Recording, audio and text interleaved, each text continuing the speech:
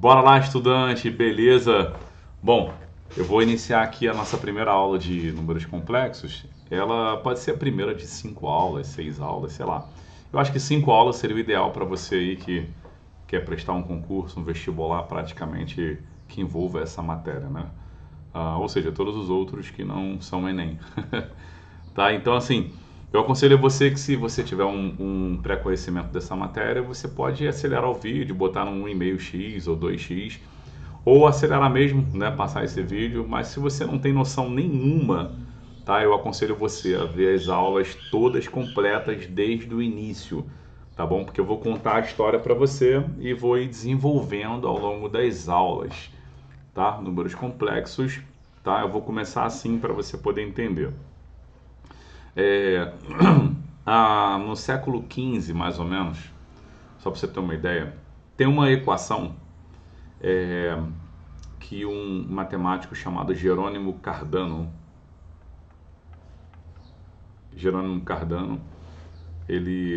a data dele, se eu não me engano, é 1501 a 1576. Só para você ter uma ideia de onde que essa matéria surge.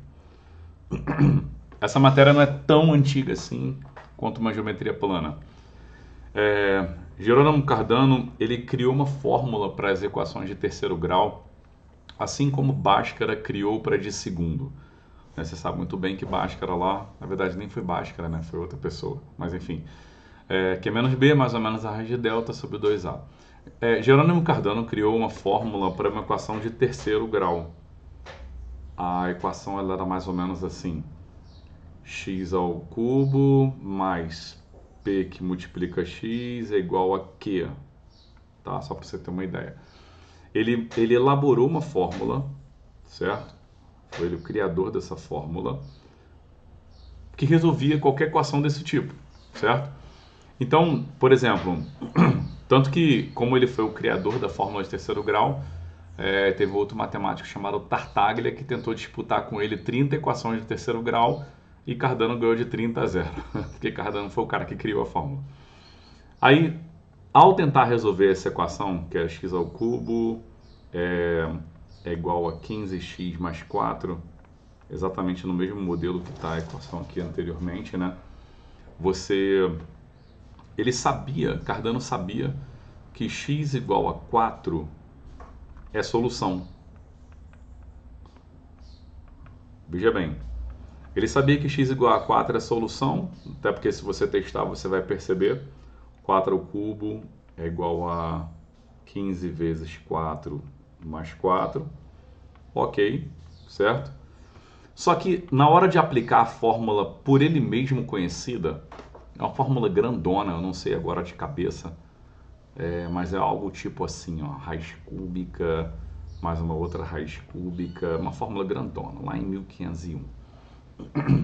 Cara, eu não lembro direito, mas tinha, acho que era menos, depois você bota na internet você vai ver, menos p sobre 2, mais a raiz quadrada lá dentro, aí tinha um menos p sobre 2, menos uma raiz quadrada lá dentro tinha um que ao cubo, tinha um negócio assim, tá? Enfim, não lembro a fórmula, também não é de meu interesse ficar decorando essa fórmula, eu sei montar ela, tá bom?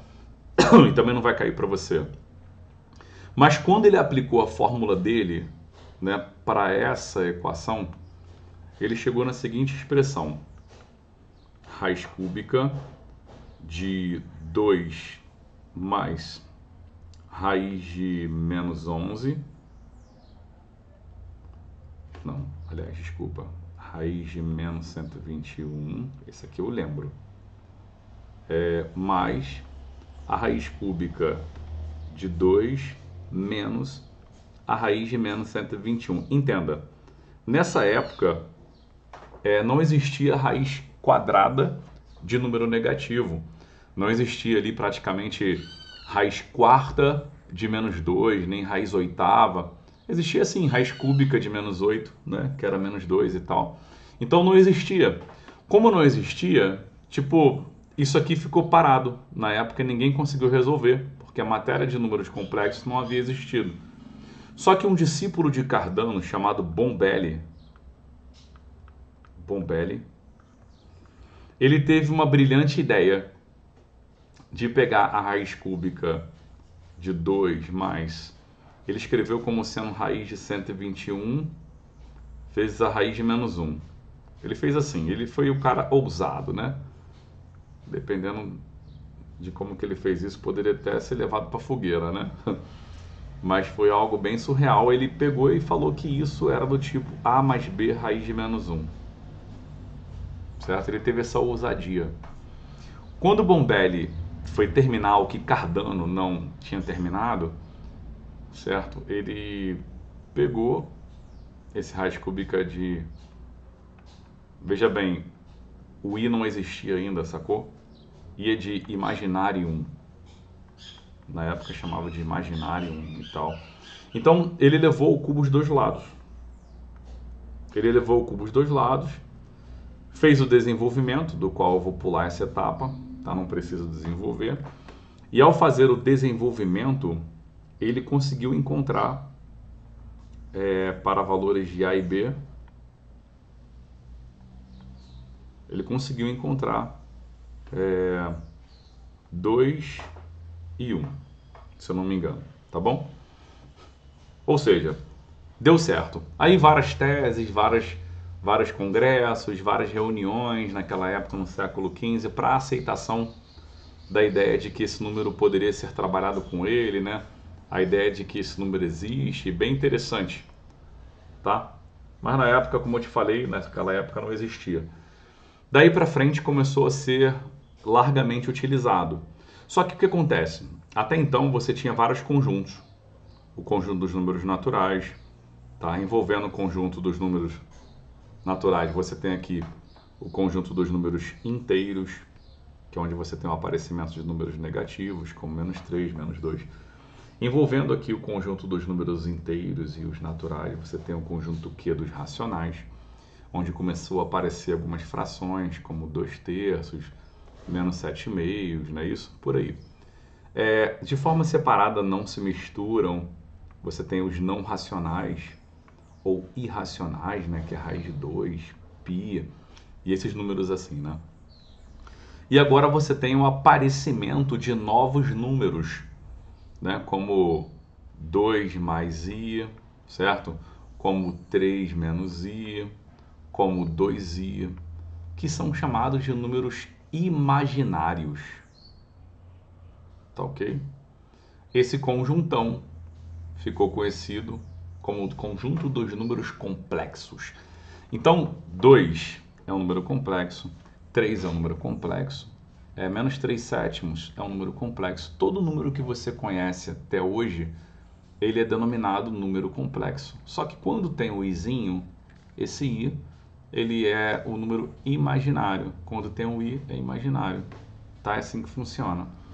Então, você tem agora o aparecimento de vários tipos de números dentro da matemática, como 2 mais i, como 3i, certo? Você tem agora menos 2i, tá vendo? E de onde que vem esse i? Vamos entender uma coisa. Até então, você tinha uma reta, e essa reta se chamava reta dos reais. Veja bem. Reta dos reais, você colocava aqui o 0 no meio, e aí para a direita você tinha os números positivos, para a esquerda os negativos, tá? Por exemplo, para você ter ideia, entre 1 e o 2 aqui, não exatamente no meio, você tem um raiz de 2, entre o 2 e o 3 aqui você tem os 5 meios, ou seja, todos os números reais estão nessa reta, chamada reta dos reais, que é exatamente a união dos racionais com os irracionais. E aí agora surge um novo conjunto numérico, né? Esse novo conjunto numérico, vamos colocar ele aonde? Onde vamos colocar esse conjunto numérico? E aí, um outro matemático, para você ver que são vários matemáticos envolvidos, chamado Argand Gauss, o famoso Gauss, príncipe da matemática, né? O príncipe da matemática. Ele teve a brilhante ideia de falar, cara, e se eu colocar um eixo aqui, vamos colocar um eixo aqui na perpendicular, na vertical, e vamos chamar esse eixo de eixo dos imaginários. Perpendicularmente, ele começou a colocar a primeira unidade imaginária, que é 1, aí a segunda unidade imaginária, para baixo os negativos, e ele teve essa brilhante ideia maluca de colocar os números aqui. Aí o que aconteceu quando ele fez isso? Ele acabou descobrindo que todo número complexo ele poderia ser marcado como um par ordenado. Por exemplo, esse número ele é 2, 1. Ele é um par ordenado. E esse par ordenado praticamente seria a representação de um número complexo Z. O meu número complexo representado como 2 e 1. Só que o 2 está na parte real e o 1 está na parte imaginária. Então, daí escrevemos uma forma chamada forma algébrica, que é 2 mais 1i. Tá? Então, surge agora uma outra forma dos números complexos chamada forma algébrica.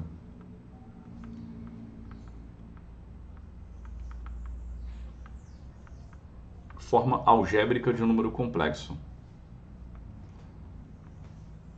A forma algébrica ele tem uma parte real e ele tem uma parte imaginária, porque todo número complexo agora vai ser colocado dentro desse plano, no plano de Gauss. Tá vendo? Você vai colocar um complexo Z1, vai colocar aqui, por exemplo, um complexo Z2. Então todo complexo agora é um par ordenado. E todo par ordenado pode ser convertido numa forma que a gente chama de forma algébrica. Por exemplo, o par ordenado 3, 4 é um complexo, né? Onde 3 está na parte real e 4 está na parte imaginária. Então nós podemos escrever como 3 mais 4i. Tá? Sendo conhecedor agora da forma algébrica de um complexo, entendendo que todo complexo ele é um par ordenado, tá? Você também pode ter a interpretação de que todo complexo, além de ser um par ordenado, ele também agora é representado por um vetor. Todo complexo é representado por um vetor que sai da origem e vai até aquele ponto, vai até aquele par ordenado ali. Esse é o nosso complexo Z1, é um vetor. Então, a partir de agora, você vai entender isso. Todo complexo é um vetor.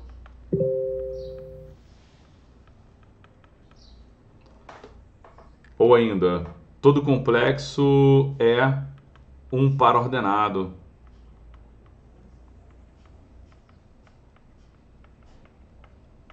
Tá ok? Então, todo complexo é um vetor, todo complexo é um par ordenado. Essa foi a nossa primeira aula a respeito dos números complexos. Foi só a introdução histórica. E eu te vejo aí no próximo vídeo para a gente poder trabalhar o que a gente chama de forma algébrica. Valeu, tamo junto.